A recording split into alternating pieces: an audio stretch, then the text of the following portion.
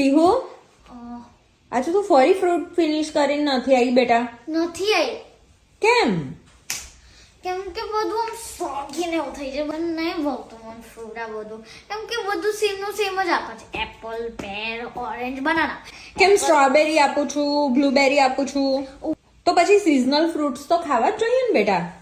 બધા સિઝનમાં મળે છે બધા ફ્રૂટ્સ. શું આ બધા ફ્રૂટ બધી સિઝનમાં મળે છે? હા, વિન્ટરમાં મળે, સ્પ્રિંગમાં મળે, સમરમાં મળે, ફોલમાં મળે, બધા એવરી ટાઈમ મળે.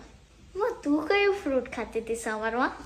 અમારે તો ઇન્ડિયામાં સમરમાં એક જ ફ્રૂટ ખાય, મેંગો. મેંગો તો અહીંયા બી મળે છે એ, પણ એ તો સગી થઈ જાય છે. અહીં મળે છે એવી નહીં બેટા, અહીંયા આગળ તો જે એની મેક્સિકન મેંગો ડર્ટી એવી થઈ મળે. જાય છે. અમારે તો ત્યાં મસ્ત કેસર કેરી મળે. એકદમ કેવી સ્મેલ આવે ખબર? ઘરમાં પેસીએ તો સુગંધ આવે એની. હવે મને ખાવાનું મન થઈ ગયું. મને ખાવી છે ઇન્ડિયાની કેરી. કેટલી લાવે? બહુ જ બધી લાવે. મારા દાદાજી છે ને આખું બે નીચે છે ને એક ટેબલ હતું ત્યાં, એ આખું નીચે ફૂલ થઈ જાય ને એટલી બધી લાવે.